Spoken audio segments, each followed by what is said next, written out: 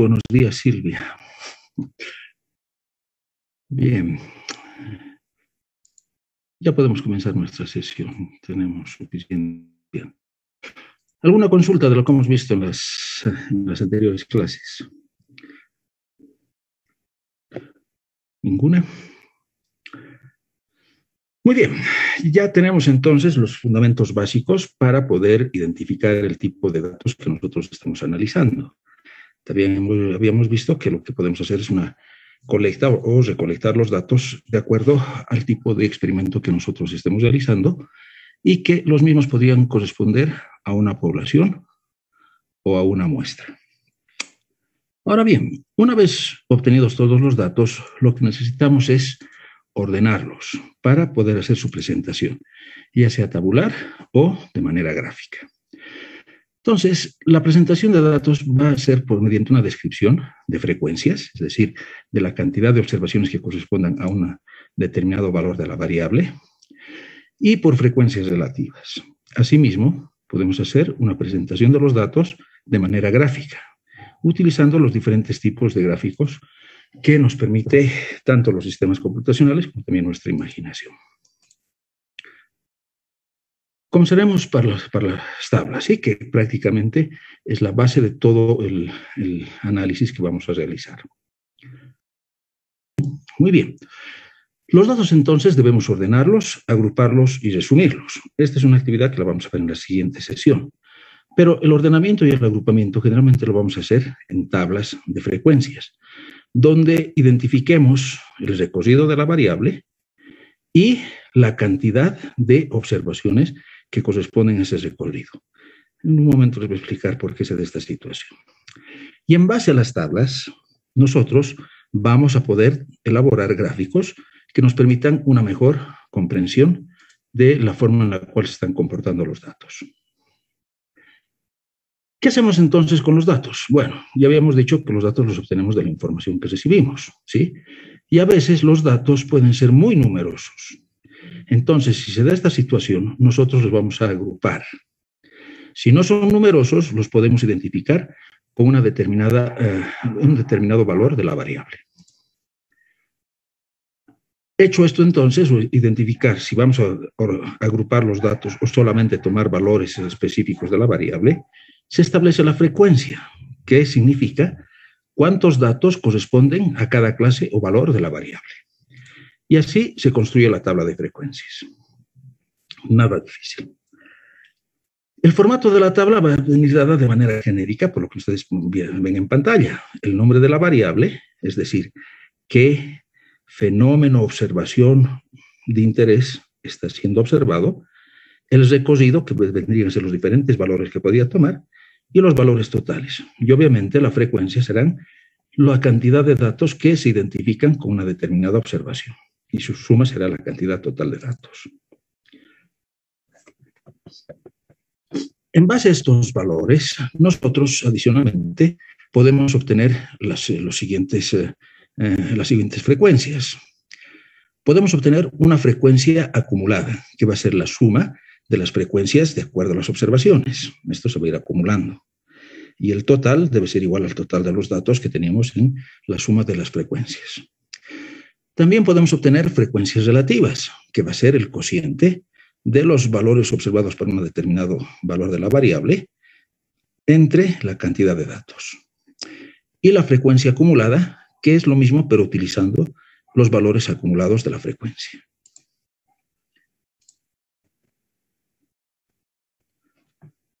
Bien, de ahí entonces encontramos estos dos términos, ¿no? La frecuencia absoluta, permítame volver atrás, que son los datos que corresponden a cada valor de la variable, y las frecuencias relativas.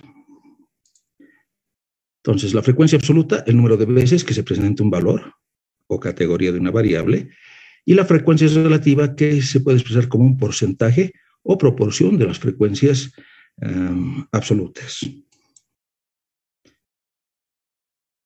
Veamos un ejemplo.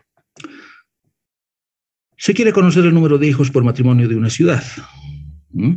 Para este propósito se elige una muestra representativa de 50 matrimonios. Ya habíamos visto qué significa una muestra representativa, ¿no? y se obtienen los siguientes datos. Entonces acá tenemos todos los valores. Fíjense que en el diseño del experimento no hemos puesto límites de la cantidad de hijos que se podría tener. Por lógica, podemos asumir que el límite inferior va a ser 0, ¿no? Pero eso dejémosle al experimento que lo verifique. Entonces, haciendo la recolección de los datos del total de la muestra, que son 50, y la cantidad de datos recogidos son 50, encontramos nuestra tabla de frecuencias. Entonces, tenemos acá que el número de hijos es 0 como límite inferior, y se tiene hasta un caso en el cual alguna familia, ¿sí?, tiene 7 hijos. La suma total de estos datos es 50. Y la frecuencia relativa va a ser el cociente, ¿no? De 4 entre 50, 9 entre 50 y así sucesivamente. Y por supuesto, la sumatoria de esta frecuencia debe sumar 1. O también hacer una representación porcentual, 8%, 16% y así. Ahora bien, ¿cuál es la diferencia entre estos valores? Bien, si hemos hecho adecuadamente nuestro experimento, podemos asumir, no estoy diciendo que sea así, pero podemos asumir que las frecuencias absolutas nos dan los valores que corresponden a la cantidad o número de hijos que se tienen. Mientras que la frecuencia relativa ya estaríamos generalizando los resultados obtenidos, es decir, que esta frecuencia relativa o este porcentaje lo aplicaríamos a la población. ¿Me dejo entender? ¿Sí? Estos son valores que corresponden a la muestra. Y este porcentaje o frecuencia relativa ya podríamos aplicarlos a la población. Es decir, que podríamos asumir que el 8% de esa población va a tener 0 hijos o ningún hijo. ¿Este es un dato exacto? No. Es un aproximado, tal como lo vamos a ver después en probabilidad, de una forma en la cual se estarían dando o se estaría dando el comportamiento de la población, lo que significa la cantidad de hijos a tener. ¿De acuerdo? Entonces, esto es para la muestra y esto es para la población. Muy bien. Entonces, hecho ese ejemplo, vamos a ver que la recolección de datos y su presentación puede generalizarse y puede aplicarse a cualquier tipo de experimento, aún combinando tipos de variables, si son cualitativas o si son cuantitativas. Veamos un ejemplo, ¿sí? Se quiere establecer el perfil de las industrias de conserva en función de algunas características que se tienen en un país, ¿no? Entonces acá panaderías, cervecerías, etcétera, quedan fuera. Y ya no estaría una muestra, sino una población, porque estamos queriendo analizar a todas las industrias de conservas del país. ¿De acuerdo? Bien, entonces en estas industrias o en esta población a ser analizada, vamos a establecer las variables que a nosotros nos sean importantes. Entonces acá tenemos el tipo de industria, ¿sí? Puede ser A, B, C o D, de acuerdo a una clasificación que se tendría en el país al que corresponde, ¿no? Qué sé yo, tipo de alimento, tipo de cumplimiento de normas sanitarias, etc. Terminal. ¿Por qué? Porque la está identificando a cada industria con su clasificación. Número de empleados. Se refiere al número de empleados en las líneas de producción, ¿no? Esto ya sería una variable cuantitativa y es numérica y además discreta, porque acá no hay medios obreros, ¿sí? O medios empleados. La superficie se refiere a los metros cuadrados de las áreas de producción. Esta ya es una variable cuantitativa, pero continua, ¿no? Porque podrían haber fracciones. Y una calificación. La calificación realizada por una institución pública, ¿no?, sobre cumplimiento de ciertos estándares. Muy bien, bien, regular y mal. Acá ya estaríamos dando una calificación cualitativa, pero ordinal, a diferencia de la primera que era nominal. Simplemente identificábamos. Acá estamos haciendo un ordenamiento según esta calificación. Bien, y esta es entonces la información que vamos recolectando. En este caso son 300 empresas. Ahora, ¿cómo podemos presentar esos datos? Fíjense, de toda la información que se ha recolectado, podríamos tener 4 tablas para análisis. Una, según el tipo de industria, y acá teníamos la frecuencia relativa de cuántas industrias están asociadas con su clasificación. Acá tendríamos con su calificación, ¿sí? Industrias son muy buenas, cuántas son malas, de acuerdo al cumplimiento de las normas. Y fíjense, a pesar de que estas son variables cualitativas, sí podemos hacer el manejo de las frecuencias absolutas en la suma, como de las relativas, porque acá lo único que queremos es identificar cuántas de las industrias corresponden a una determinada calificación o clasificación. Lo propio hacemos para los datos cuantitativos, el número de empleados y la superficie. Ahora, fíjense algo bien importante acá.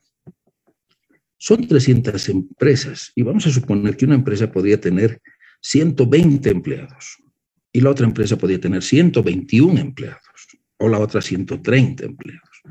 Entonces, son datos muy específicos para una gran cantidad de observaciones. Entonces, el querer analizar qué empresa tiene 1, qué empresa tiene 2, qué empresa tiene 3, qué empresa tiene 120 empleados, haría esta tabla muy extensa y prácticamente mucha información no nos daría. ¿Por qué no nos daría mucha información? Porque si nosotros agrupáramos los datos en intervalos como los que tenemos acá, también estaríamos agrupando las frecuencias según las observaciones que se tendrían. ¿De acuerdo? Entonces, hay veces que cuando tenemos muchos datos, es conveniente trabajar con clases o intervalos. Ahora, hay que tener mucho cuidado en su interpretación. En estas tablas, que vamos a suponer que son datos numéricos, acá estaríamos viendo el valor que le corresponde a cada observación. ¿Sí? Pero en estas tablas, las frecuencias serían los valores que se encuentran dentro del intervalo. Entonces hay que tener mucho cuidado en eso. No todos los valores corresponden a una sola observación o a un solo valor de la variable. Muy bien. Lo mismo hacemos con la superficie, ¿no? Alguna empresa podría tener 205 metros cuadrados, otra 230.58. Entonces no tiene mayor interés esa diferenciación y por lo tanto podemos agruparlos.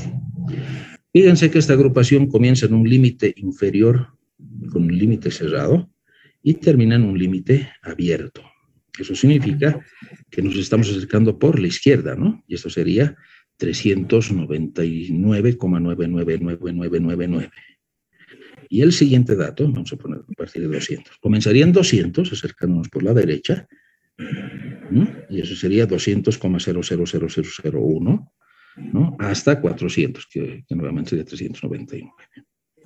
¿De acuerdo? Entonces, no se confundan si es que encuentran una tabla que diga de 0 a 400, de 400 a 500, etc.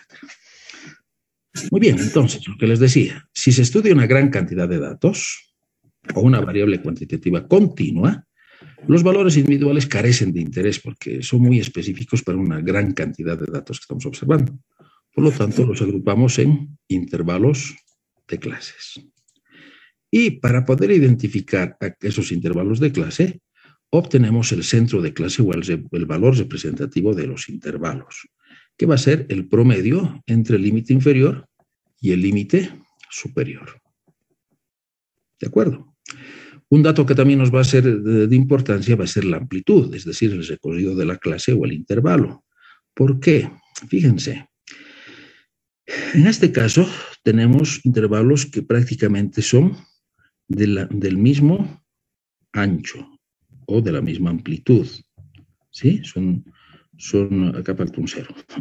Son prácticamente un recorrido de 200. Pero podríamos encontrarnos con un intervalo que tenga un recorrido mucho mayor. ¿De acuerdo? Entonces eso va a ser o bien porque el analista ha considerado necesario o bien porque no hay cantidad de datos en un intervalo si este fuera regular. Entonces hay que tener mucho cuidado en analizar la amplitud de cada uno de los intervalos de clase. Entonces, en base a estas tablas, en las cuales ya estamos agrupando, podemos sacar algunas definiciones. Si los datos son agrupados, entonces vamos a tener un rango que va a ser la diferencia entre el máximo y el mínimo valor de la variable. ¿Esto para qué nos va a servir? Nos va a servir para conocer, me voy a adelantar un poquito ya, cuán dispersos se encuentran los datos. Acá tenemos un valor máximo y un valor mínimo, ¿no? Entonces, cuán dispersos estarían los datos. Es un valor de referencia simplemente. Lo segundo, la marca de clase. ¿Qué viene a ser la marca de clase? Pues el valor que nos represente al intervalo, ¿no? Y que habíamos dicho que es el promedio entre los dos límites. Y el tamaño de un intervalo, que es el cociente entre el valor del rango y la cantidad de intervalos que se desea obtener. Entonces, esto vendría a ser de qué tamaño debería ser el intervalo, si es que el intervalo va a ser similar para todos los intervalos de clase. Y eso lo sacamos mediante esta ecuación. Ahora bien, ¿cuántos intervalos de clase nosotros deberíamos tener? Existen algunas reglas que son empíricas. Cuando digo empírico significa que no existe un fundamento matemático que las respalde, en las cuales nos aconsejan utilizar el raíz cuadrado de la cantidad total de datos. O bien, utilizar la regla de Sturges que nos dice que el número de intervalos de clase va a ser 1 más 3,3 veces el logaritmo en base 10 de la cantidad de datos. O nosotros podríamos asumir de manera subjetiva cuántos intervalos de clase son los que vamos a utilizar.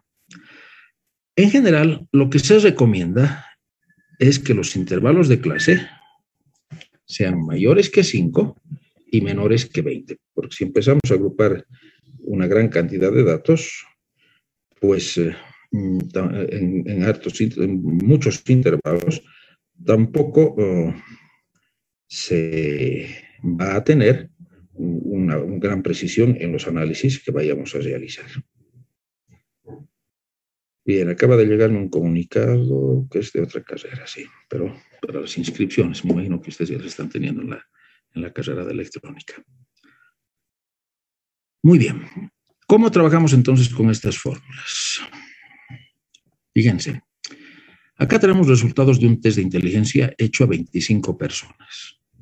25 personas es un tamaño de población relativamente pequeña y no sería necesario, lo pongo en condicional porque esto depende mucho del investigador, no sería necesario trabajar con intervalos de clase. Sin embargo, para temas didácticos vamos a seguir el procedimiento, ¿ya? Entonces, ¿qué es lo que hacemos? Obtenemos los resultados de los test de inteligencia y lo primero que he hecho acá ha sido identificar el valor mínimo y el valor máximo. Entonces ahí tengo un recorrido entre qué valores se encontrarían los resultados de este test. Y lo que me dicen es a continuación construir la tabla de frecuencias absolutas, relativas y relativas porcentuales. ¿Ya? Y obtener la tabla de frecuencia y porcentajes que tengan intervalos de amplitud 10. Entonces, ¿qué es lo que hacemos? Tenemos el valor máximo, el valor mínimo que es 65. Acá ya me estaría dando el recorrido que tiene la variable, entre qué valores se encontrarían los datos que vamos a obtener. Y lo segundo, como son 25 datos, aplico la raíz cuadrada y me da un valor de 5. Bien podría yo haber aplicado 5 intervalos de clase, pero en este caso, subjetivamente, he elegido 6, ¿no? Y para saber la amplitud de los rangos de clase, pues el rango, perdón, de los intervalos de clase, lo que hago es dividir el recorrido o el rango, que es la diferencia entre el valor máximo y el valor mínimo, entre la cantidad de intervalos que he definido. Y me da un ancho o una amplitud de 9,33. Bueno, como me ha salido una fracción, pues lo redondeo a 10. Entonces, mi rango iría de 64 a 73, de 74 a 83. Fíjense que en este caso, a propósito, he puesto un límite inferior de 73 para diferenciarlo del de 74. Pero ya les había dicho, esto no es 73. ¿Cuánto sería? 73,99999. ¿De acuerdo? y esto sería 74,000001. Entonces, para no estarnos complicando la existencia, acá podría poner 64, 74, 74, 84, y yo ya sé que por acá me estoy acercando por la izquierda y por acá por la derecha. Bien, la marca de clase, el promedio de los límites, 68,5. ¿Sí? Y la frecuencia absoluta serían la cantidad de datos que corresponden ya no a un valor, mucho menos al valor que representa la clase, sino a los valores que se encuentran dentro de este intervalo. Lo propio para las diferentes clases que tenemos a continuación. Entonces tenemos acá un total de 25 datos, las frecuencias relativas y las frecuencias porcentuales. Ya habíamos dicho, esto lo aplicamos a poblaciones y esto a la muestra. Muy bien. ¿Cuál sería el valor del test de inteligencia más común que se presenta en esta tabla? ¿Qué me puedes responder?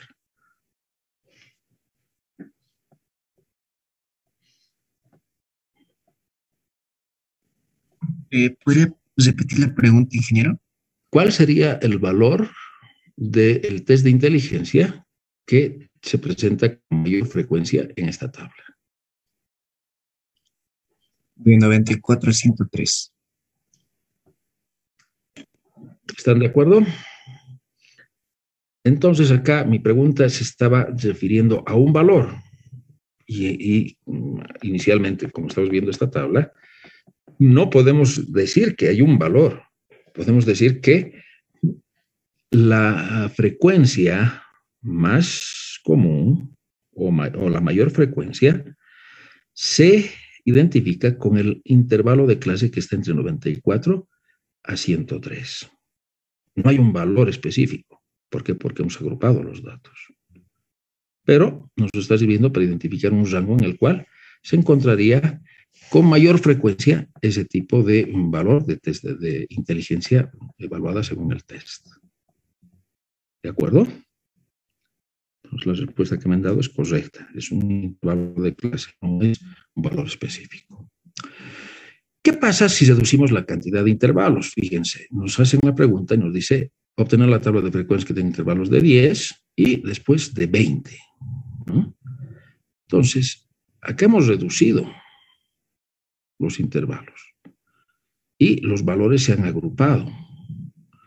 Pero el problema que tenemos es que hemos perdido precisión. Estos 7 más 5 se han agrupado en un solo intervalo de clase. Y si bien el análisis sigue siendo correcto, o la construcción de la tabla de frecuencia sigue siendo correcto, ya los datos están distribuidos en una amplitud mucho más grande. Consecuentemente, si vamos a agrupar los datos, no resulta conveniente reducir la cantidad de intervalos. ¿Por qué? Porque perdemos precisión. ¿Está bien? Entonces hay un límite. Por eso se sugería que sea mayor o igual que 5 los intervalos de clase. ¿Qué pasa? Veamos la siguiente pregunta. Si aumentamos el número de intervalos. Si aumentamos el número de intervalos, esto podría ser un recorrido de 5, ¿no? A 69, de 69 a 74, etcétera, etcétera. Y bien, sí, podemos hacerlo también, pero el problema va a ser nuevamente que esos rangos nos van a dar una gran amplitud y posiblemente muy pocos datos o ningún dato asociado con algún intervalo de clase. ¿Que el análisis sigue siendo válido? Sigue siendo válido en ambos casos. El problema es que cuando reducimos los intervalos de clase, perdemos precisión. Y cuando tenemos muchos intervalos de clase, van a existir algunos intervalos con muy pocos datos o ninguno. ¿No? Entonces, tampoco nos sería muy útil esa tabla. Pero sí es válido, ¿no? Los resultados que vamos a obtener. Acá también es válido, pero no muy preciso. ¿Alguna pregunta que tengan, compañeros? ¿Está claro? Muy bien. Esa es entonces la forma en la cual nosotros hacemos la presentación de los datos. Y prácticamente ahí terminaría el análisis de las tablas de frecuencias. Ahora bien, esos datos, una vez ordenados en las tablas de frecuencias, podemos representarlos gráficamente, ¿no? Y tal como habíamos visto en la anterior clase, la presentación gráfica de los datos, sean cuantitativos o cualitativos, nos van a permitir sacar conclusiones de una manera mucho más rápida y obviamente vamos a poder observar el comportamiento de los datos en esos gráficos. ¿Por qué nos van a servir para varias cosas? Por lo siguiente, fíjense. Los datos, si bien han sido organizados en las tablas, van a tener una mejor representación ante las personas por su organización en los gráficos. Lo segundo, vamos a poder observar patrones de comportamiento, es decir, cómo se han dado los resultados en las regiones o en los valores que nosotros estábamos interesados.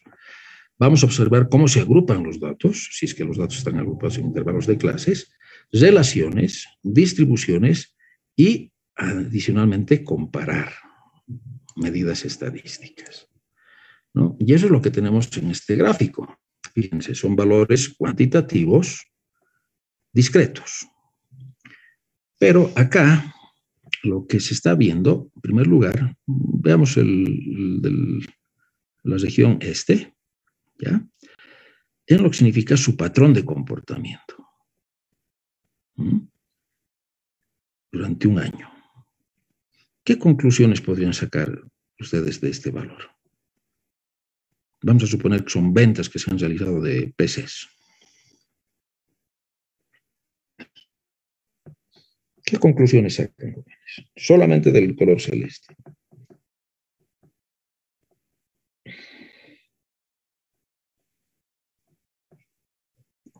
Que las ventas en el tercer trimestre son mayores. Ya, muy bien. Eso es prácticamente algo que salta, ¿no? a la primera mirada que hacemos de este gráfico. ¿Qué más? ¿Qué más pueden ver?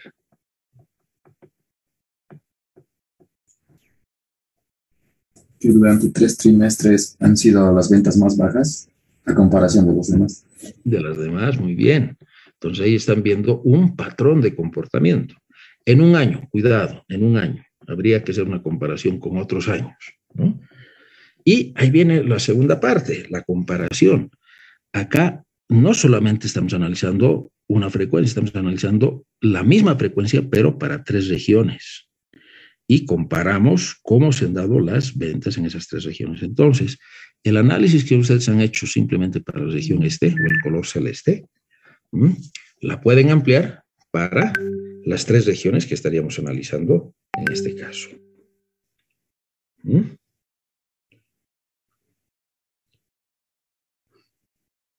Entonces, ¿qué conclusiones pueden sacar ustedes?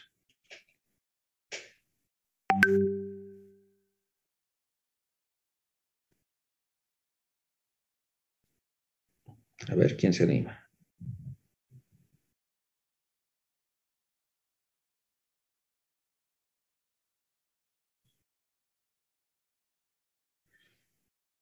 Por ejemplo, en el tercer trimestre, en la cual la región ha tenido mayor cantidad de ventas, ¿qué les parece a ustedes? ¿Tienen el mismo comportamiento las otras regiones?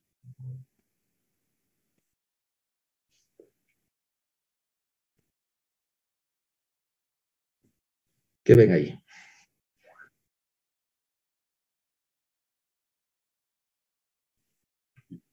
¿Nadie se anima?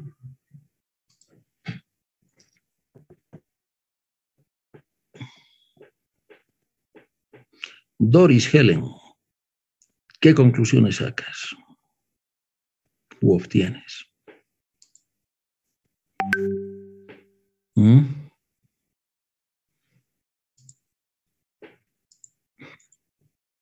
¿Cómo han sido las ventas para las otras regiones? Se me escucha, ¿verdad? Jóvenes, de eso se trata esto, ¿no? No crean que es solamente fórmulas, acá hay que hacer interpretaciones. Por favor, háganlas. No es nada difícil. Inge, el sector del norte tuvo ventas iguales durante todo el año, prácticamente. Prácticamente, muy bien, ¿no? ¿Y qué pasaría en el oeste? Tiene leves variaciones, siendo el segundo trimestre con más ventas. Uh-huh. Ya, muy bien, de eso se trata. Ahora, la cuestión es, en base a las conclusiones que tú estás obteniendo o que ustedes están obteniendo, acá lo que se tienen que hacer es tomar decisiones. Entonces, ¿dónde pondrían ustedes mayor cantidad de vendedores? ¿Y cuándo? En la región este, ingeniero, en el tercer trimestre. Exacto, ¿no? Entonces, esas son las conclusiones. Es lo mismo. Pónganse a pensar, por la pandemia ha habido una alta demanda de Internet. Acá tendríamos que ver cuál es la demanda y dónde se están haciendo los consumos de ancho de banda para reforzar, ¿no? O a ampliar la capacidad que se tenga del servicio de Internet, ¿no? Y en base a ello, adquirir los equipos pertinentes, ampliar la capacidad de la fibra óptica, qué sé yo, poner mayor cantidad de conexiones. De eso se trata. De eso se trata. Y como ven, no es nada difícil, pero sí es complicado. ¿Y saben por qué es complicado, jóvenes? Porque nos hemos acostumbrado a resolver ejercicios y sacar un resultado, por decir 20,30, pero nunca interpretarlo. Entonces, comencemos en esta asignatura y en otras a interpretar los resultados que vamos obteniendo. ¿De acuerdo? De eso se trata. ¿Está bien?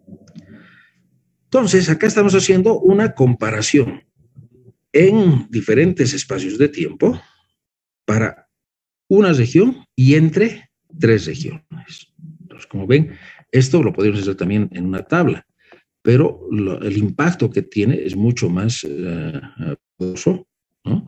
Desde una manera gráfica. Por lo tanto, la mayor cantidad de veces vamos a preferir trabajar con representaciones gráficas en la organización de los datos. Muy bien, se me está acabando el tiempo en Zoom y vamos a continuar con la presentación gráfica de datos y les pediría que nos volvamos a conectar a las 8:15. ¿Está bien? Bien. Damos nuestro... Ya tenemos la cantidad de estudiantes que teníamos antes. Acá tendríamos entonces una representación de datos discretos, cuantitativos. Si los datos son cuantitativos continuos, la representación también se hace con rectángulos o con barras, como generalmente se llaman, diagramas de barras. Pero la diferencia es en el nombre que le damos cuando los datos son continuos. Y este es histograma, ¿no? Porque tienen un recorrido entre límites. Entonces, histograma para datos continuos y diagramas de barras para datos discretos. Y la presentación prácticamente sigue siendo la misma. Otra forma en la cual nosotros podemos representar los datos va a ser por diagramas o gráficos de sectores, generalmente circulares, o de torta, ¿no? En los cuales ya acá presentamos o bien frecuencias absolutas o frecuencias relativas. Esos gráficos pueden ser un círculo con sus determinados sectores que se presentan las cantidades de cada valor de la variable, ¿sí? Explosionado o tridimensional. Se aconseja no utilizar este gráfico de sectores cuando se tienen más de 5 valores. ¿Por qué? Porque se vuelve muy compleja la interpretación del gráfico y hay sectores que nosotros no necesariamente vamos a poder interpretar. Les voy a mostrar un gráfico, me voy a adelantar. A ver, no lo tengo acá, lamentablemente. Pero, como les digo, si son muchos los valores, un gráfico de torta no va a ser el más conveniente. Deberíamos recurrir siempre a los diagramas de barras o a los histogramas. ¿No? Acá tenemos nuevamente los diagramas de barras, ¿no? Serían datos discretos. Una representación cuando el diagrama de bases está representado de manera horizontal o vertical, perdón. Y acá tendríamos una horizontal, en la cual lo único que estamos haciendo es simplemente rotar el gráfico. El gráfico de diagrama gráfico de barras es apropiado para variables discretas y también para valores cualitativos, ¿ya? Porque simplemente estamos viendo la cantidad de valores que corresponden u observaciones que corresponden a un determinado valor. Acá tenemos un histograma, fíjense, que se da por las edades, es lo que nos dice la descripción. Se puede observar el número de hijos de menor edad, de 7 a 8 años, y los de mayor edad, y además la mayoría de los hijos de trabajadores. Con estas recorridos, la edad es una variable continua, ¿no? Y acá tenemos una representación de las edades de los hijos de los trabajadores de una empresa. Muy bien, nuevamente jóvenes. Como ven, nada difícil en su construcción. Es un diagrama, o perdón, una tabla de frecuencias que le hemos llevado a un gráfico, tal como lo vamos a ver en una clase práctica. La pregunta para ustedes es, ¿qué conclusiones sacan de la observación de este histograma? A ver, tómense un tiempito y me dicen ustedes sus conclusiones.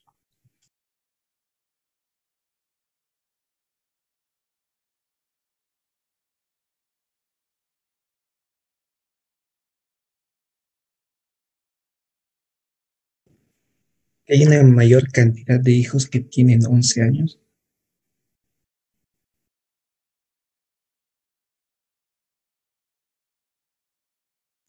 Perdón, me limpiaba la nariz.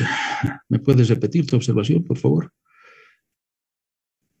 Que hay una cantidad de hijos que tienen, una mayor cantidad de hijos que tienen 11 años. Muy bien. A ver, otra conclusión.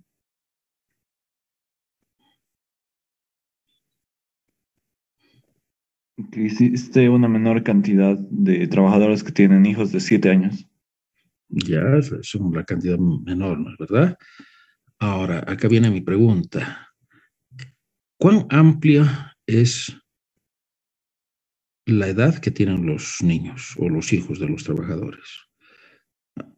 ¿Es amplio o es baja?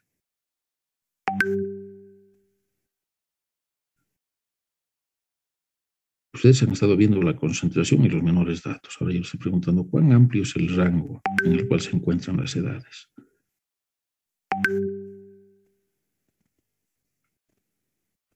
¿Qué opinan? ¿El rango no es de un año, Inge? El rango, ojo, el intervalo es de un año, ¿no?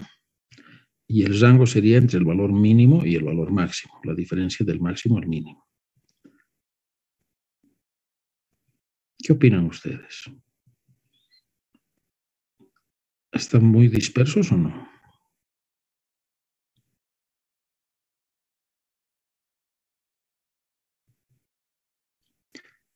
Ninguna respuesta es mala, pero debe fundamentarse. Ya, con eso les he dado una gran ayuda. Para mí, que existe una gran amplitud. ¿Por qué? Porque las edades oscilan entre los 7 y los 14 años.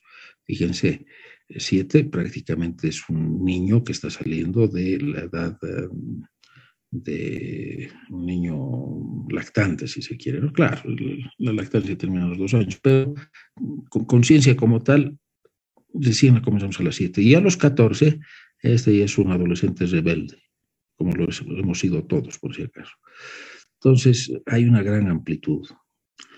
¿O qué opinan ustedes? A ver, ¿qué opinan las damas?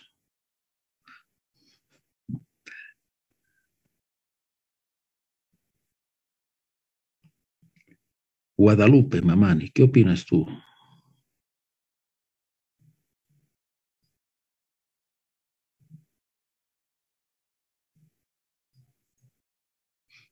Creo que se durmió, muy aburrida la clase.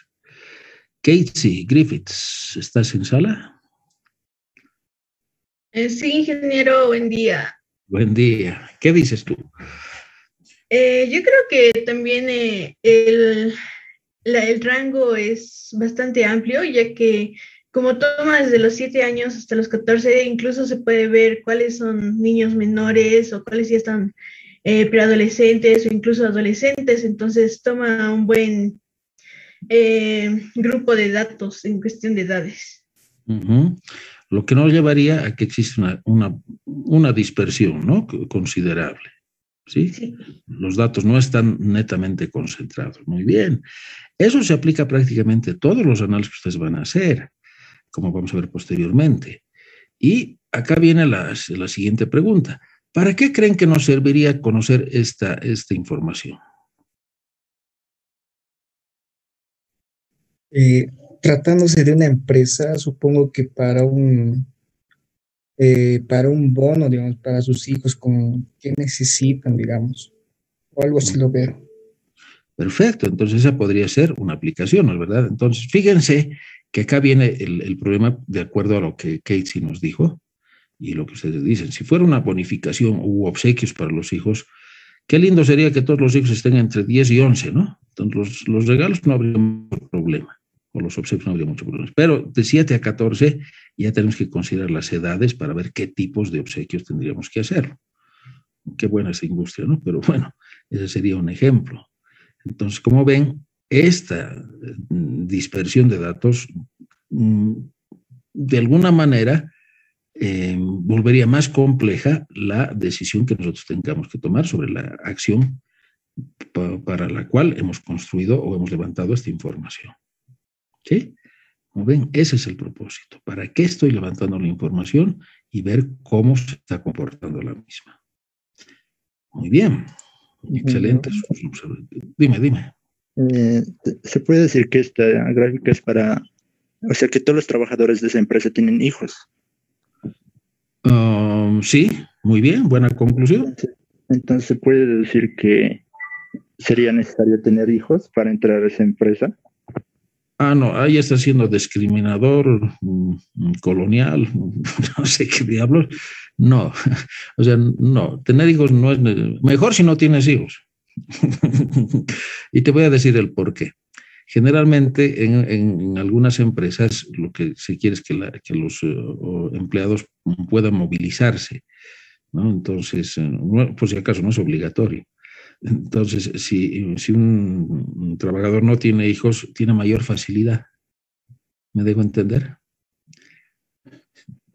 Pero obviamente esa no es una condición, ¿no? No puedo yo condicionar la contratación de personal para si es soltero o no. Está bien, gracias. De nada. El mismo gráfico, o mejor dicho, la misma información o datos, pero esta vez con un polígono de frecuencias, en la cual las aristas o los vértices gráficos se identifican como los puntos medios de los histogramas o de las basas, ¿no? Y nos está dando prácticamente la misma información.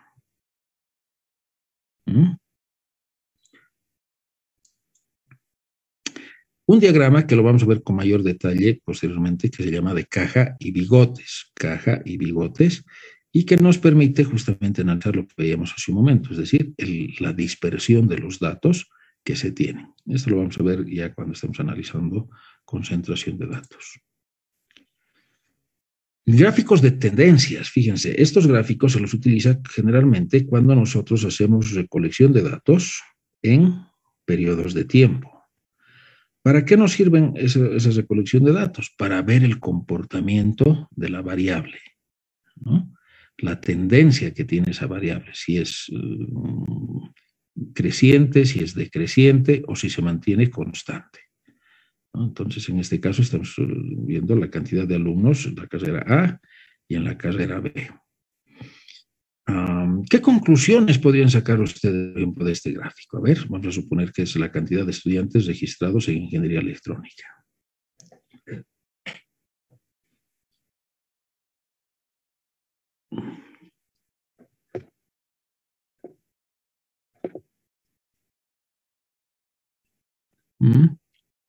¿Hay alguna tendencia? Adelante. Perdón. Que en el 2001 hubo bajo ingreso de estudiantes. Ya, muy bien. Pero eso ha condicionado de alguna manera el comportamiento general. Cuando digo en general es afectado, esto se ha mantenido, o, o puede haber sido alguna situación excepcional que se puede presentar. Vamos a suponer la pandemia, ¿no? ¿Qué opinan ustedes? Probablemente, suponiendo lo de la pandemia, podríamos decir que en el año 2000 han entrado algunos que tenían que haber entrado en el año 2001 y por esa misma razón se han distribuido así. Muy bien, son conclusiones. De eso se trata. Yo no puedo decir que tus conclusiones estén mal o erradas. Esa es la interpretación que tú estás antes dando al comportamiento. La cuestión siempre es que se fundamente, ¿no? Y ahí tú empezarás a sacar datos que respalden tus afirmaciones, etcétera. Pero en términos generales, ¿qué dirías tú? El comportamiento prácticamente se mantiene regular, ¿no es verdad? Hay algunos máximos, hay algunos mínimos, pero prácticamente están los datos alrededor, qué sé yo, de 70. ¿Sí? ¿Están de acuerdo conmigo? Sí, mira. Ya, Sí. perfecto. Estamos acordando en algo. Pero acá viene algo importante, que es lo que se está presentando actualmente en la facultad. ¿Qué pasa si a partir del 2001, sigan la flechita o el cursor, los datos empezarían a subir? Acá no hay donde perderse, ¿no? A partir del 2001 ha habido una gran cantidad de alumnos registrados en la facultad. Bueno, esa es la observación que hemos hecho. La pregunta que yo tengo para ustedes es la siguiente. ¿Para qué nos serviría saber eso?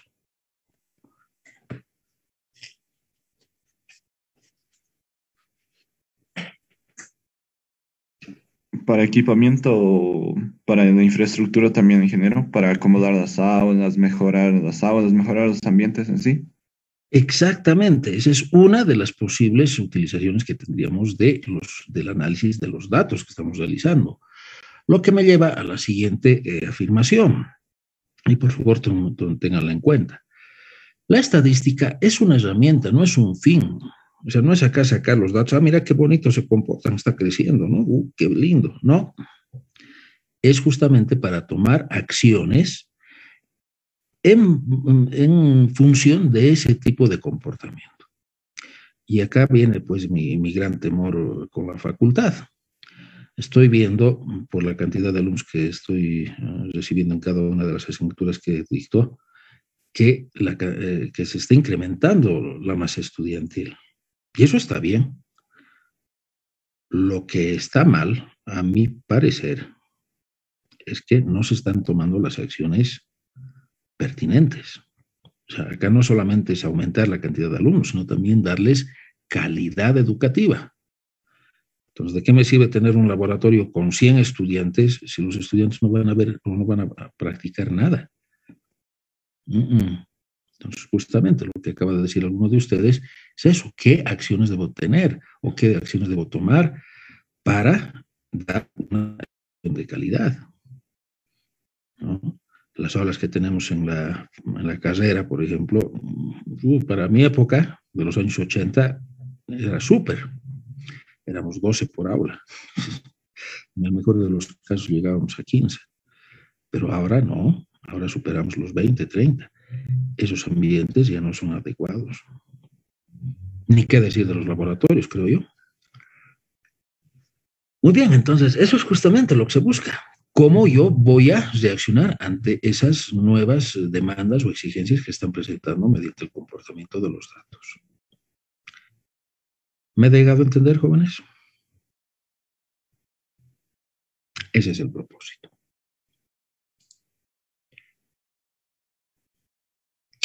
Hay un diagrama que era muy utilizado en los años 60 del siglo XX, ¿no? No se tenían teléfonos inteligentes. Entonces se iba al campo y se recolectaba los datos. Y para poder obtener una interpretación del comportamiento de esos datos, lo que se hacía era un diagrama de tallo y hoja. El tallo, por ejemplo, eran acá las decenas. Y las unidades eran las hojas. Entonces acá, por ejemplo, tenemos el 15 y el 16. El 21, el 23, 23, 26, 26. Y claro, ¿para qué nos servía este gráfico? O mejor dicho, esta acumulación de datos. Si ustedes imaginariamente los rotan, van a tener un diagrama de barras. ¿Sí? ¿Lo visualizan?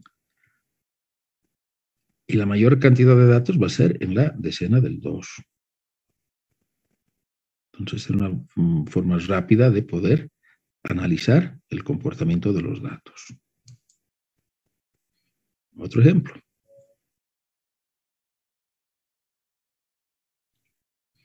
¿Qué tal? ¿Dónde ven la mayor frecuencia de datos? En la decena de 4. ¿Y qué opinan de la decena del 6?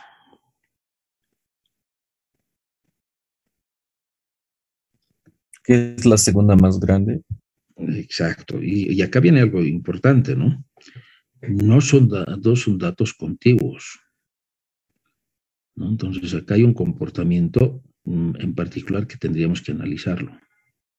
Claro, todo depende de qué tipo de información estamos analizando, pero esto es lo que nos tiene que llamar la atención, como lo ha dicho alguna de ustedes, muy bien, pero también este otro, ¿no? Porque hay una frecuencia que también es significativa, pero que no está necesariamente cerca o junto a la de mayor frecuencia, ¿no? Entonces, esto nos debe llamar la atención. Y claro, también el grado de dispersión. Muy bien. ¿Y qué tal de este gráfico? A ver, ¿qué conclusiones sacan?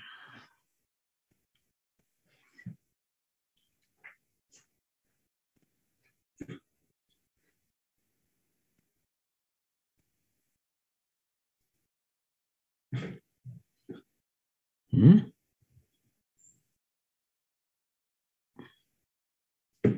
¿Qué tal? ¿Cómo lo ven el gráfico? ¿Cuasi simétrico? Sí, es como si acá pusiéramos una pestaña y dobláramos. ¿Es simétrico? Una bisagra, eso es, así se llama, una bisagra, ¿no? ¿Qué opinan? ¿Es simétrico? ¿No? ¿Por qué? ¿Quién se anima a hacer sus conclusiones?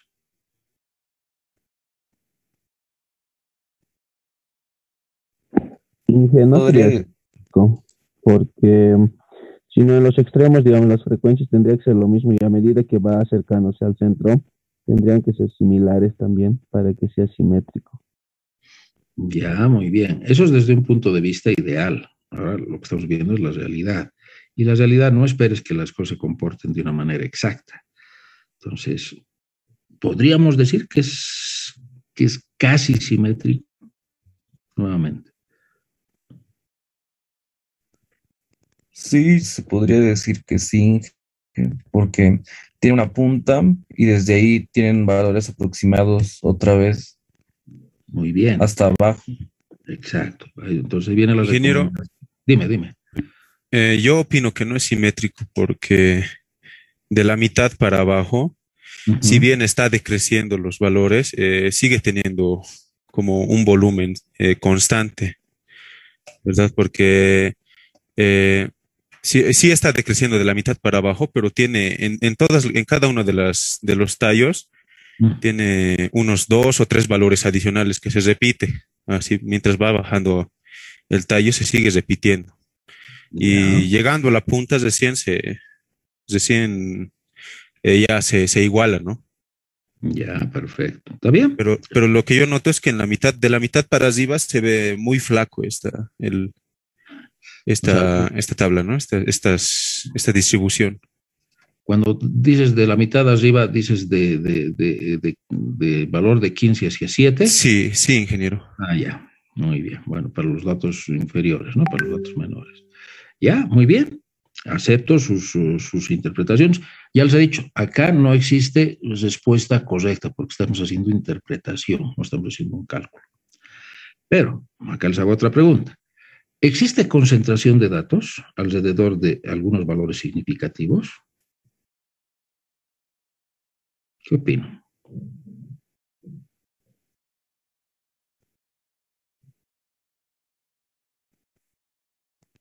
Que sí, en el tallo de 15, 16 y 17 tenemos una mayor concentración. ¿Sí? ¿Están de acuerdo los demás o algunos de los otros asistentes? ¿Qué opinan? Hay una concentración de datos, ¿no? O sea, nuevamente, jóvenes, este es un ejemplo de la realidad. No esperen exactitud, no esperen que el gráfico sea necesariamente qué sé yo, un rectángulo o, bueno, una curva, una campana, esa es la palabra, una campana en la cual todo se comporte de una manera perfecta. No, estos son los datos y acá son las interpretaciones que tenemos que hacer. En lo personal, yo sí creo que existe cierta simetría. No estoy diciendo que es simétrico, cierta simetría. Y eso lo que me permite es sacar algunas conclusiones. Si hay una simetría, es que existe concentración de datos alrededor de algún valor, ¿no? Después vamos a hacer los cálculos. Entonces me está dando un valor predominante. Y hay otros datos alrededor de ese valor, pero eso me está dando una concentración. Y claro, lo que ustedes decían muy bien, los datos van reduciéndose, no necesariamente en las mismas cantidades en los extremos, pero eso también me lleva a la siguiente conclusión. Si bien tendría, ojo, estoy hablando en condicional, porque estoy haciendo interpretación, si bien tendría una concentración de datos y al mismo tiempo parecería que este gráfico es simétrico, también tengo que considerar que los datos son muy ¿quién termina la palabra?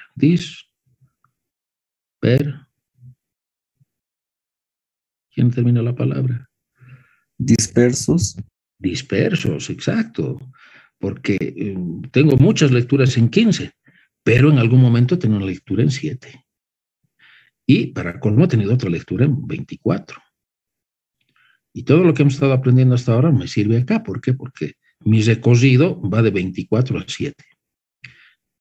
Bien, ahora vamos a hacer acá una aplicación analógica, ¿sí?, a lo que ustedes hacen en electrónica. ¿Qué opinan si tuvieran un circuito en el cual la intensidad o el voltaje, cualquiera, está oscilando entre estos valores? ¿Qué opinan? Muy riesgoso, ¿verdad? ¿Sí o no? Tengo altas y caídas de voltaje muy amplias. ¿O no estás de acuerdo, Renata Alejandra? La escalera.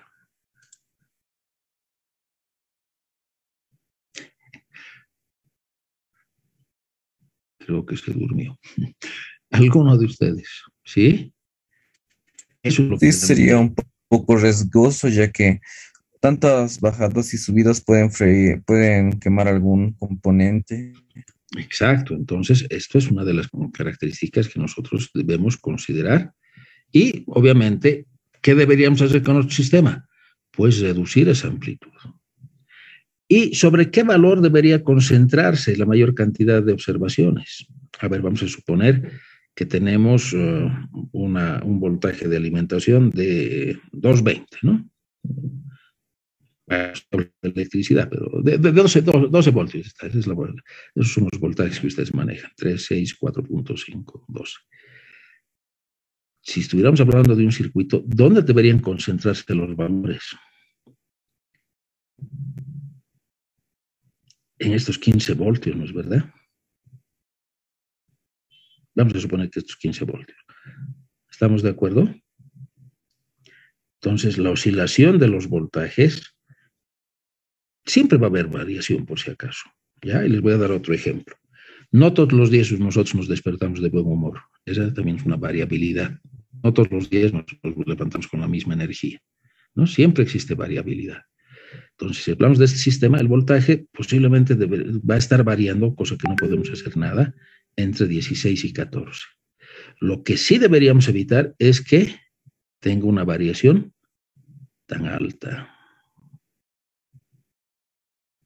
¿Me estoy dejando entender, jóvenes?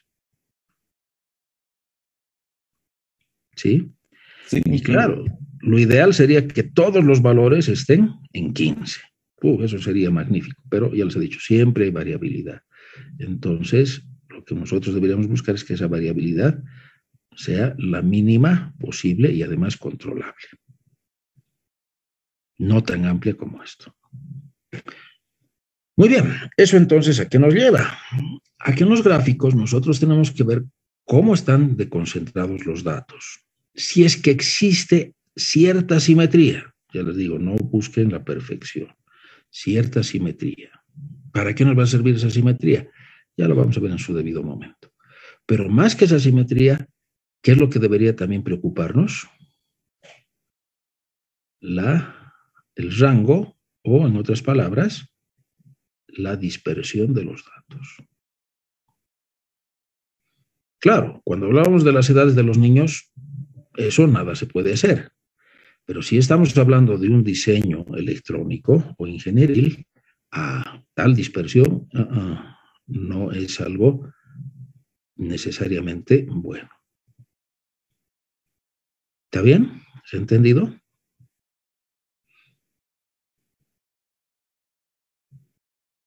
Sí, creo que no. Bueno, muy bien. Eso es entonces lo que hacemos con nuestros diagramas. Ver patrones, ver dispersiones, ver concentración de datos. Y acá tenemos un resumen de cómo utilizar los tipos de diagramas, ¿no? Si son variables cualitativas o continuas, tipos de diagramas circulares, histogramas, distribución de frecuencia de dos variables para comparar, lo hacemos con barras agrupadas o con histogramas también, y relación de dos variables pueden ser barras agrupadas o gráficos lineales. Ojo, los gráficos lineales que los vamos a utilizar generalmente cuando exista un comportamiento en el tiempo, ¿no? Cómo va evolucionando la variable a medida que pasa el tiempo. Muy bien, todo esto vamos a hacer una práctica, no se preocupen, pero la vamos a hacer con Excel, ¿no? Porque tanto por las clases virtuales como por la realidad no resulta cómodo hacerlo manualmente. Muy bien, esos son entonces los diagramas que podemos utilizar. Ahora, vamos a completar esos últimos 8 minutos que tenemos en la clase con el análisis gráfico y también tabular de los datos, pero ya no en frecuencias absolutas solamente, sino también con frecuencias acumuladas. Entonces acá tenemos la frecuencia absoluta y las frecuencias acumuladas. 4 más 9 es 13, 13 más 12 es 25 y así se van sumando hasta llegar a la cantidad total de datos, que obviamente debe ser igual a la cantidad de datos de las frecuencias absolutas. Y acá tendríamos las frecuencias relativas absolutas y acá las frecuencias relativas acumuladas. 0,18 más 0,08 es 0,26, ¿no? Muy bien. Y fíjense, acá tengo el polígono de frecuencias para el número de hijos, tal como habíamos visto anteriormente. Y acá, ¿cuál es el valor que tiene la mayor frecuencia?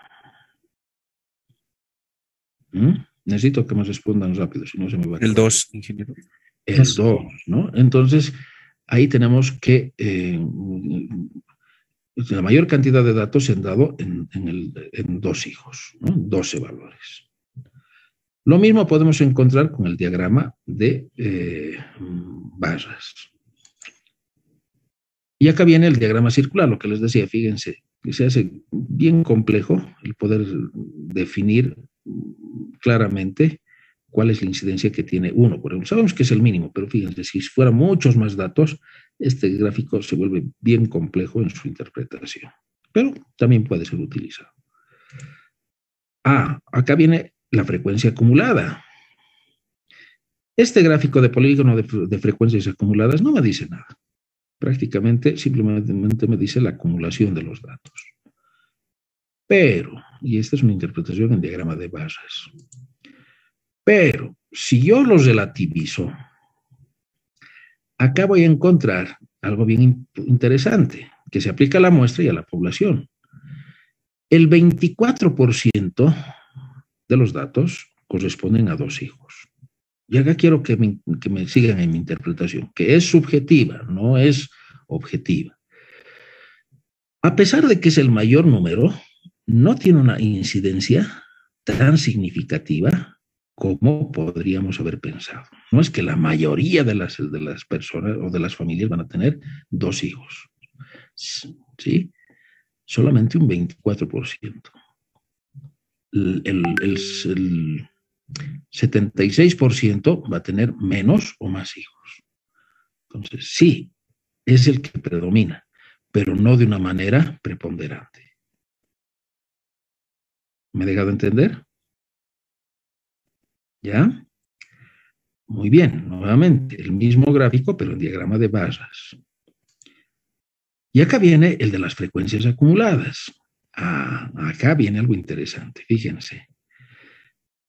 Como estoy acumulando ya frecuencias relativas, lo que puedo decir, y esto ya viene a ser algo bien significativo, es lo siguiente. El 24% de las familias tienen 2 hijos, pero el 50% de las familias tienen de 0 a 2 hijos. ¿Han entendido la lectura que he hecho? O sea, tengo una mayor significancia de los datos por el 50%, pero ya no en un valor específico, sino en un rango o en un intervalo. Intervalo es la palabra correcta. Rango es entre el valor menor y mayor de todos los datos. Entonces tengo un 50% de acumulado entre 0 y 2. Entonces, eso ya me está dando una mayor significancia en la interpretación de los datos. Lo que me lleva a la siguiente conclusión. A veces nosotros estamos interesados en un valor en particular, pero hay otras circunstancias, todo por la lectura que haga o por la interpretación o por la aplicación de los datos, donde lo que me va a importar va a ser un acumulado. Y lo propio, yo podría decir que hay 0,86 menos 0,26, ¿verdad? 0,60, ¿no? Un 60% de la población que tiene entre 1 y 4 hijos.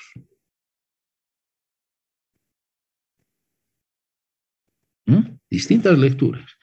Pero como ven, uno es acumulado y los otros son valores puntuales. Pero alguien me puede decir, no, 4x, pero es apenas el 16%. Estoy de acuerdo, pero fíjate, ahí tengo la mayor concentración de datos. Entonces, lo más común que puedo encontrar, es una familia que tenga 2 hijos. Pero tengo muchos más chances de encontrar una familia que tenga entre 1 y 4 hijos.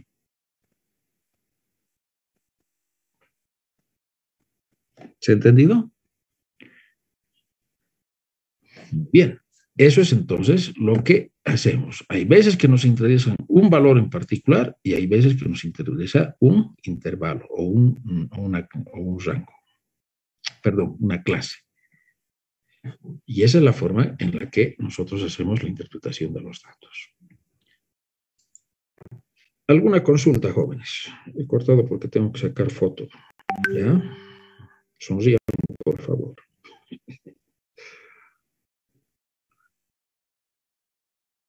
Listo. ¿Alguna pregunta que tengan, jóvenes, en el último minuto que tengo de la clase?